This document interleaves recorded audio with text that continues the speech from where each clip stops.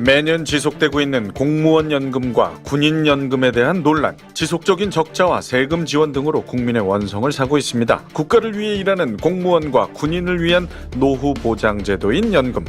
어떤 이는 개혁을 주장하고 심하게는 폐지를 주장하기도 합니다.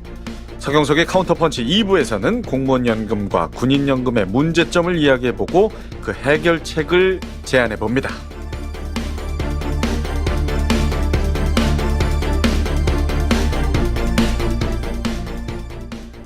자, 1부에서는 저희가 국민연금 얘기해봤고요. 공무원연금, 군인연금 말 그대로 공무원분들이 들고 계시고 군인들이 들고 계시고 최근에 많이 뉴스에 등장합니다. 적자라는 단어와 함께 어떻습니까? 현재 상황이. 강민 팀장. 공무원 연금의 비용 부담은 기여제 방식으로요. 공무원과 국가 또는 지자체에서 공동으로 부담하는 방식입니다. 즉 공무원이 매월 기준 소득월액의 8에서 9%를 기여금으로 납부하고 국가나 지자체는 보수 예산의 8에서 9%를 부담금으로 납부하고 있습니다. 공무원 연금제도의 재정 방식은 이제 적립 방식의 기초에서 설계가 됐는데요. 도입 당시에 보수월액 2.3%의 기여를 해서 점차 늘어나가지고 2016년엔 8% 그리고 향후에 2020년에는 9%로 점차 상향 조정함으로써 수정된 적립 방식에 가까운 제도로 운영하고 있습니다. 그런데 50년이 경과하면서 공무원 연금 제도가 성숙 단계로 이제 들어가게 됐거든요. 네. 그렇게 되면서 수입 지출상의 불균형 구조가 심화되기 시작하면서 급여 부족분 전액을 사용자 그러니까 국가나 지자체가 보전하는 부가형 방식 형태로 전환이 되었고요. 지난해 군인연금 같은 경우는 적자 보전금이 약 1조 4,600억 원 정도로 개편을 하지 않을 경우에는 2045년에는 약 2조 8천억 원에 육박할 것으로 예상하는 내용이 나왔습니다. 그 기금이 이제 고갈된 거네요. 네? 군인연금도 지금 살짝 언급하셨는데 군인연금 역시 뭐 같은 맥락입니까? 이제 군인연금 같은 경우에는 1960년에 그 공무원 연금법에 근거해서 최초 조성이 됐었고요.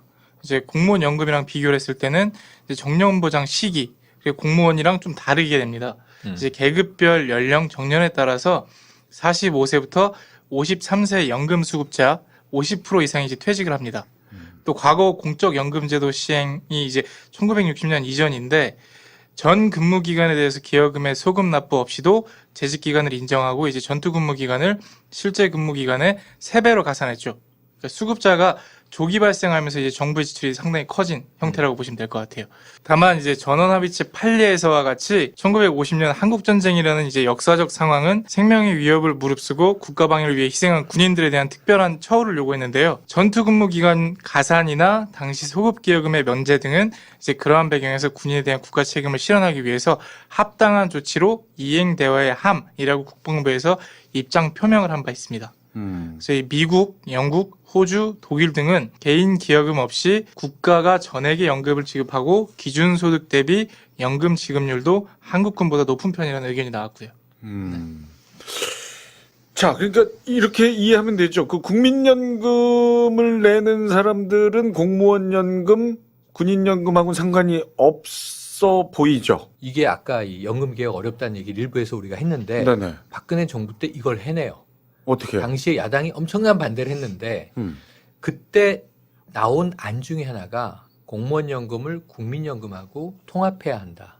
근데 여기에 대해서는 정말 결사적인 반대가 있었어요. 공무원 집단은 공무원대로 반대하고 또 국민들이나 이 국민연금 전문 학자들을 반대해서 연동이 안 되어 있고 따로 운영이 됩니다. 현재. 그리고 따로 운영되는 게 맞는 것 같아요. 네. 돈이라는 게 섞이면 복잡해지죠. 그렇죠. 그런데다가 지금 공무원연금은 고갈 위기에 있으니 국민연금에 이거를 편입시키면 국민연금이 더 어려워지겠죠. 그럴 수 아까 있겠죠. 고갈론 얘기했지만 그런 여러 가지 이유 때문에 거기까지는 관철을 못 시켰는데 네. 공무원연금을 더 내고 덜 받는 방식으로 바꿔냈어요. 이거 박근혜 정부 초기에 이루어낸 개혁이에요. 나름 연금개혁. 그런데 국민연금도 그렇게 해야 되는 것인데 고양이 목에 방을 못 달고 있다고 일부에서 아까 얘기를 한 거고. 그래서 공무원연금은 어쨌든 한 번에 이 손을 보게 됩니다. 2014년, 15년을 거치면서. 더 내고 덜 받는. 더 내고 덜 받는. 예. 이건 저희 애들 엄마가 공무원이라 그때 굉장히 뿔이 났었죠. 네. 왜냐하면 지금까지의 공무원들은 엄청난 혜택을 받아서 국민연금에 비하면 공무원은 20년을 채우면 네. 연금 수령 자격이 생기는데 아하. 이걸 공무원들이 뭐라고 부르는지 아세요? 뭐라고요? 자아실현이라고 불러요. 20년 채우는 걸. 음흠. 그래서 해직 여교사 한 분이 전교조 활동을 하다 해직이 됐는데 19년 6개월을 근무하고 해고가 된 거예요. 아이고. 정치적 활동으로. 그래서 이분은 연금을 못 받는데 자아실현을 못했다고 못한다. 표현을 하시죠. 어. 왜냐하면 이게 수령액이 국민연금에 비하면 만만치 않습니다. 군인연금의 경우에는 최다 수령자가 700만 원 가까이 받아요. 최다 아니, 가장 고액을 수령하는 분이 장군 출신일 텐데 매달. 매월. 야. 그럼 여기 국민연금 뭐 한 2, 30만 원을 주거나 4, 50만 원을 주거나 그건 용돈으로 쓰시면 되고 자신의 생활, 생계, 가족들에 대해서는 연금 수령액이 막대한 거예요. 근데 아까 말씀하신 대로 전투수당을 3배로 쳐준다. 이분의 경우에 이제 참전용사일 가능성이 크죠. 지금 이제 6.25전은 많이 돌아가셨으니까 네. 베트남전 참전이실 가능성이 큽니다. 그리고 군인연금에 대해서는 우리가 조금 이제 오해를 불식시켜야 되는 게 여기에 남성 대부분은 군 출신이지만 사병복무자는 아무 의미가 없어요. 네. 연금 받나요? 사병복무자 안 받잖아요. 직업군인이 받는 거죠. 그렇죠. 어. 그러니까 부사관 이상 그렇죠. 주로 이제 위관급, 영관급, 음흠. 장성급 이 예비역들이 받는 건데 이렇게 생각을 해보면 직업군인들에 대해서는 연금이 잘 돼 있다. 연금 혜택이 좋다.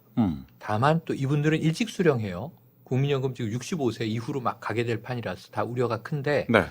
군인들은 조금 아쉬운 건 55세에 다 퇴직을 합니다. 음흠. 그 전에 많이들 예편을 하시지만 사회로 나오지만 왜냐하면 이게 군인의 특성상 몸을 쓰는 것이기 때문에 그렇죠. 유사시에 55세까지를 정년으로 잡고 있기 때문에 이분들은 이제 플러스 마이너스 요인이 다 있어요. 민간인 보험과 이제 결합을 해서 비교해서 생각을 해보면 네. 그럼에도 불구하고 대다수 국민들은 아마 내용을 알고 나시면 상당히 많이 받는구나. 그럼 그걸 좀 듣고 싶습니다. 지금 국민연금보다 네. 군인연금, 공무원연금이 더 많이 나온다라는 거죠. 보장률을 높였기 때문이죠. 그러니까 빨리 고갈이 되는 거죠. 쉽게 금액만 말씀드리면. 좀 보자면 그러니까 국민연금과 공무원연금, 이제 뭐 군인연금이랑 공무원연금이 합해서 이야기를 할게요. 어차피 뭐 일단 지금 이야기하려는 거는 얼마나 받느냐 부분이니까 수령액을 따지면 많게는 6배까지 차이가 납니다. 6배. 훨씬 많아요. 훨씬 많은데 이제 이걸 또 조금 디테일하게 그러니까 세부적으로 들여다 본다면 보험료율이 달라요. 국민연금은 아까 뭐 4.5, 4.5에서 9% 낸다 그랬잖아요. 근데 아마도 지금 15% 정도 아마 공무원연금은 나갈 거예요. 일단은 기본적으로 많이 떼가는 거죠. 그러니까 많이 떼가요. 그렇더라도 2배도 안 되는 거 떼가면서 나중에 수령할 땐 6배까지 차이가 나는 건 좀 문제가 있다라는 부분이고 또 군인연금 같은 경우에는 실수령의 연금 금액에 플러스 뭐 이러저러해서 또 이러한 부가적인 것들이 또 있어요. 그러다 보니까 실질적으로 혜택은 많이 받는데 잠깐 설명을 하셨지만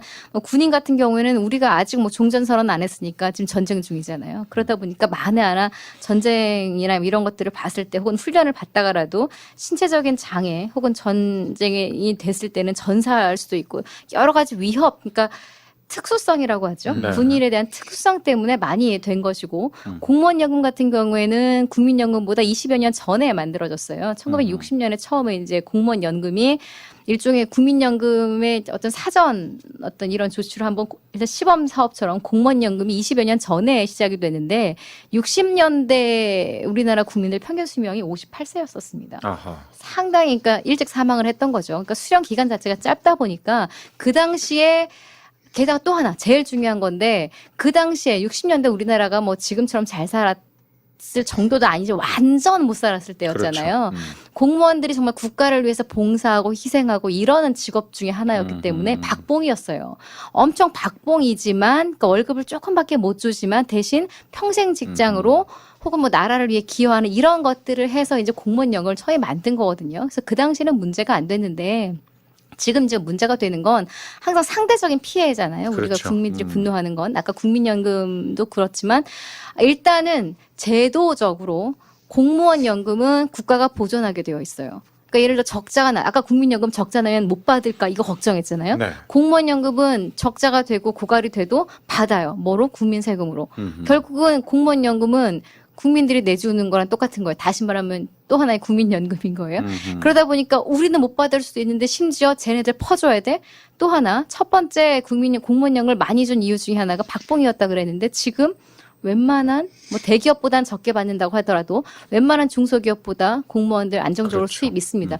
여러 가지가 상황이 바뀌었는데 그럼에도 불구하고 이렇게 많은 금액을 줘도 되느냐? 또 하나 국가가 이렇게 꼭 보존해 줘야 되느냐? 고갈이 되면 못 받는 거 같이 고통 감수해야 되는데 여러 가지 문제가 이 공무원 연금, 군인 연금에 지금 포함이 되어 있는 겁니다. 이 문제.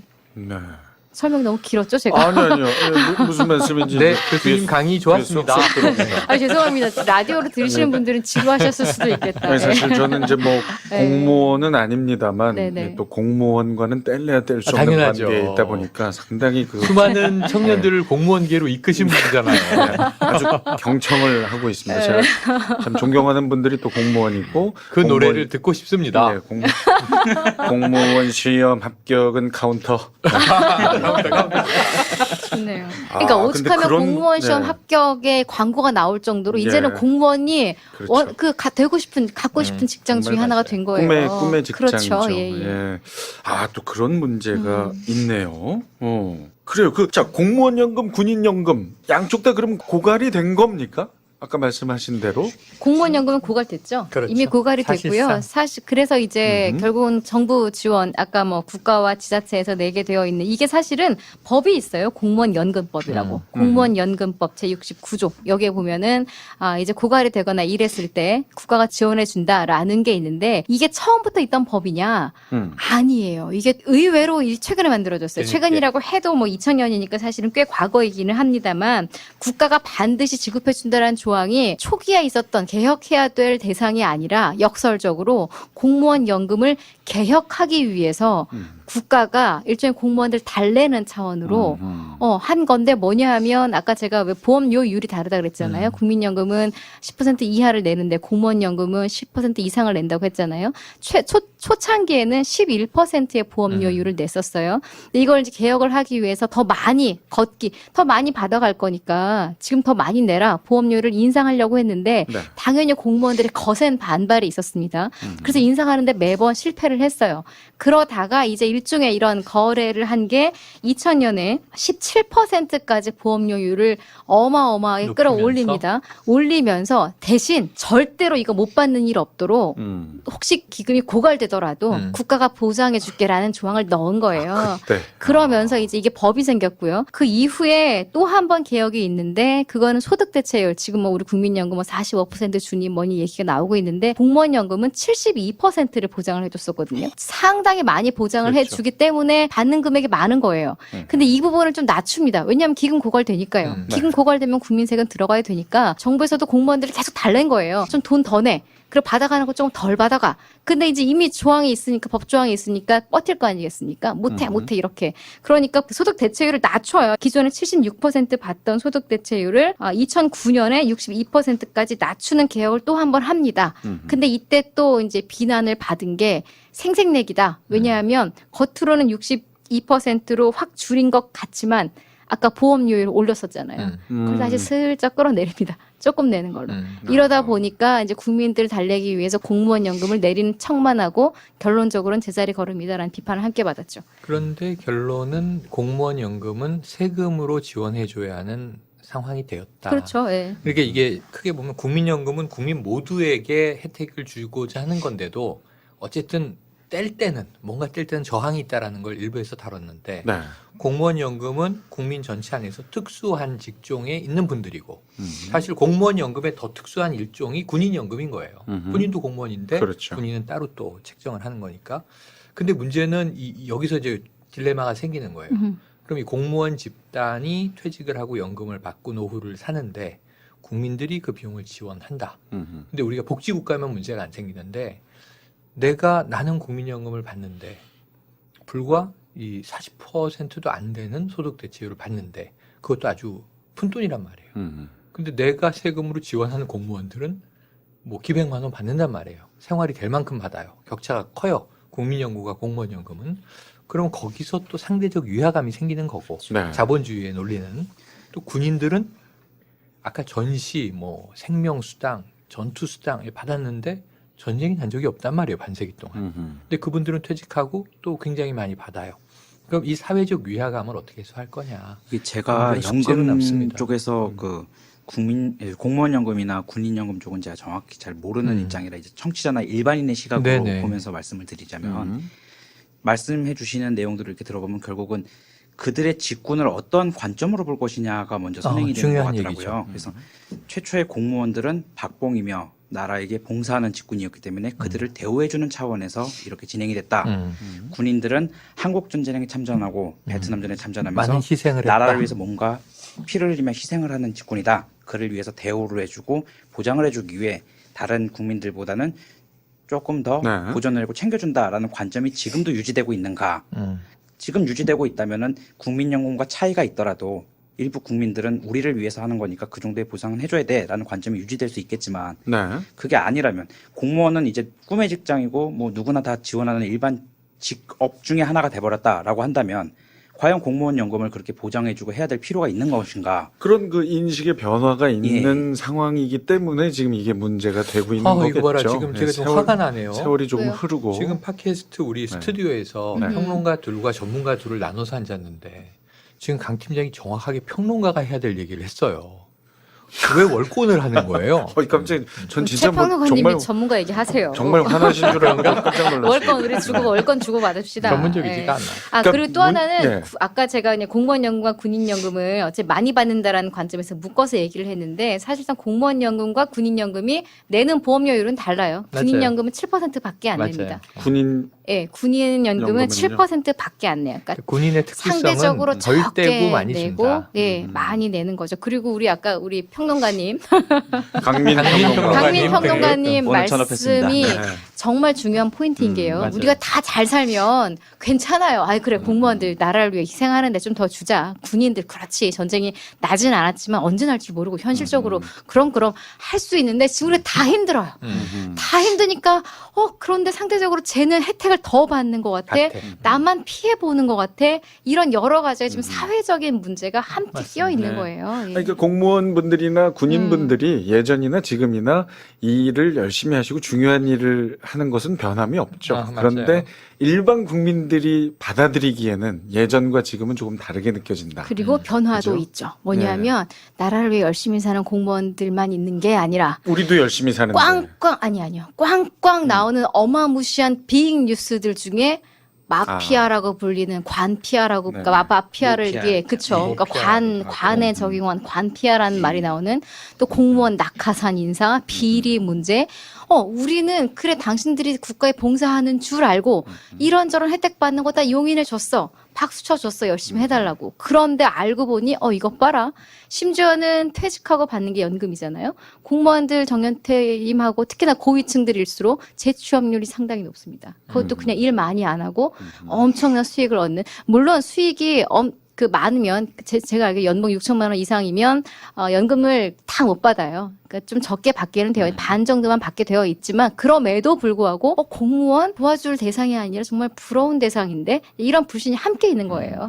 최근에 또 뭐 이 철도 공무원 관련해서 그렇죠. 너무 뭐 많아요. 사건이 공무원들 문제가. 일어나서 네네. 일반 국민들을 상당히 허무하게 만드는 사건도 일어나고 있는데요. 결론은 그렇다면 이제 세월도 흘렀고 상황도 많이 변화했는데 그것에 맞게 모두를 만족시킬 수는 없겠지만 그래도 모두에게 어느 정도 박수 받을 수 있는 개혁이 이루어져야 하는데 이게 왜 안 되는 걸까요? 근데 박수 못 받아요. 왜냐하면 지금 받던 것을 누군가는 낮춰야 되기 때문에 그러니까 국민 입장에서는 세금을 지출해서 지원을 해서 공무원들의 노후를 보장해줘야 되는 게 아까 이 강평론가님 얘기처럼 이게 국민들의 의무에 당연히 들어가느냐 아니냐 아니면 이게 특혜냐 아니냐 군인도 마찬가지 그 수준이 우리가 지금 되느냐 안 되느냐 네. 그럼 국민들은 뭘로 만족시킬 거냐 아니면 공무원들이 더 연금에 있어서 지금보다는 상대적으로 이 양보를 하고 희생을 감수할 거냐 이 싸움인데 이 트레이드 오프 싸움이잖아요. 여기서는 누군가의 희생을 전제하기 때문에 네. 모두에게 박수 받기는 어렵다. 다만 이게 누군가가 이 기획을 해서 재설계를 해야 된다면 네.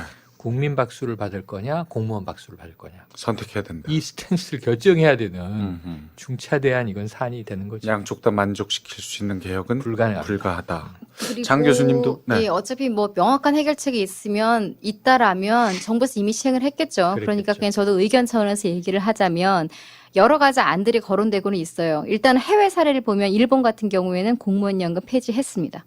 폐지를 해서 결과 그냥 폐지한 게 아니라 공무원도 연금 받아야 되잖아요. 일반 국민연금이랑 통합을 시켰어요. 근데 이게 기간이 얼마나 걸렸는지 아세요? 얼마나? 30년 걸렸습니다.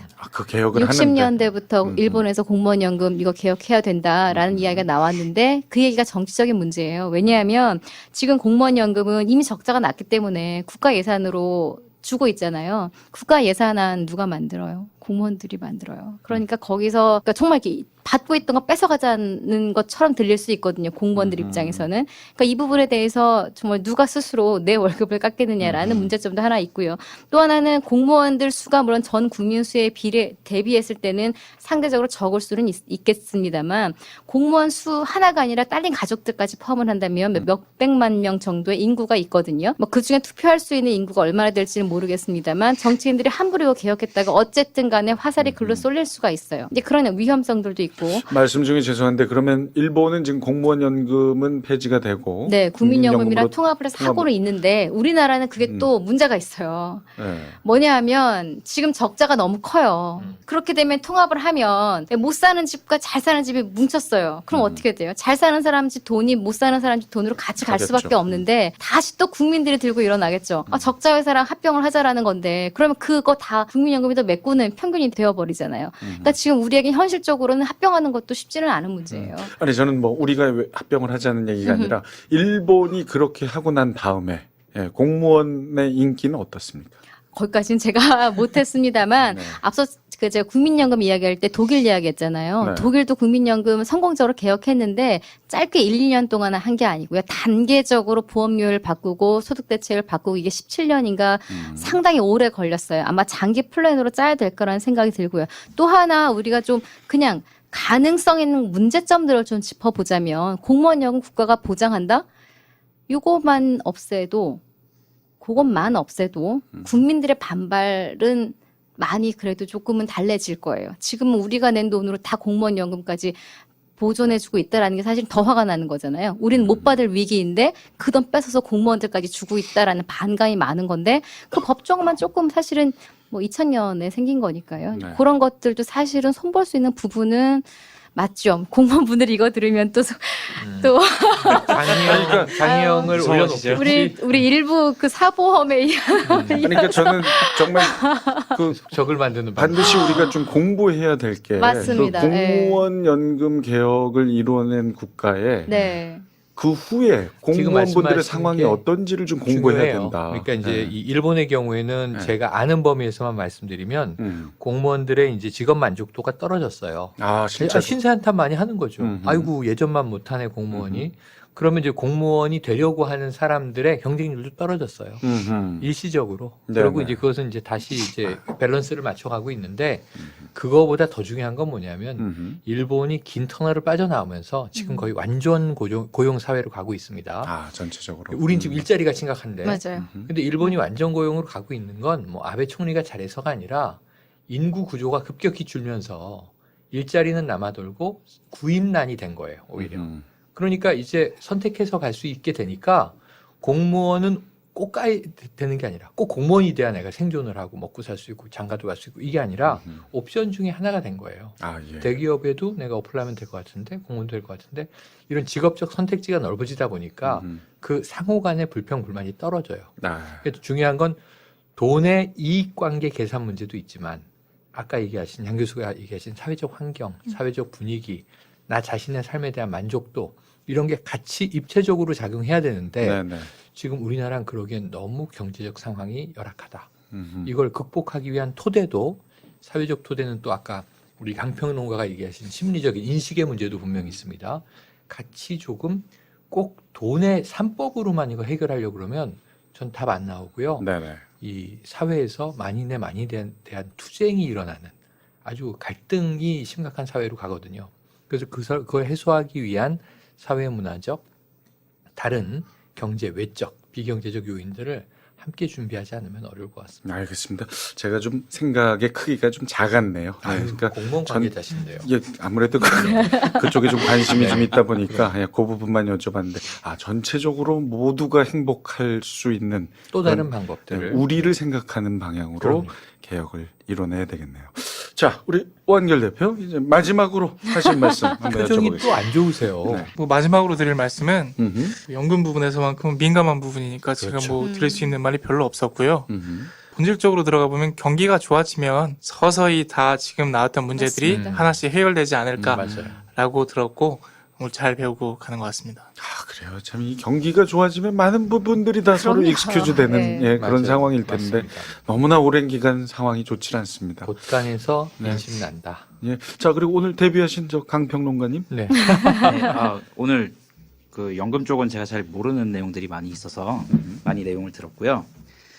확실히 그 앞서서 연금 개혁을 했던 나라들 같은 경우도 장기간 플랜에 거쳐서 했고 네, 맞아요. 연금은 그 이해관계 당사자들도 많고 그 당사자들의 가족들이나 뒷배경도 많기 때문에 개혁을 하기 위해서 마찰이 굉장히 크다라는 것도 잘 배웠고요. 또 러시아나 독일의 슈서방 얘기하셨던 것처럼 그러면은 결국은 장기적인 플랜을 갖고 올바른 길로 부침이 있어도 밀어붙일 수 있을 만한 정치자, 지도자, 신뢰할 수 있는 국회의원을 뽑는데 좀 더 주력을 해야 되지 않을까라는 네. 식으로 배웠습니다. 그래요. 누군가는 평론가님 인기가 멋있어요. 인기가 떨어지더라도 네. 예, 좀 책임을 지고 이 바른 이야기를 해줄 그런 분들이 좀 나타나길 바랍니다. 다음 주부터 저의 의자가 빠질 것 같은 느낌이 드는데. 제가 진행했던 그 프로그램 중에 네네. 정약용 선생 이야기를 아. 제가 좀 한 적이 있는데요. 네. 그분이 그 어마어마한 공부의 신 아니겠어요? 위대한 그런데 인물이죠.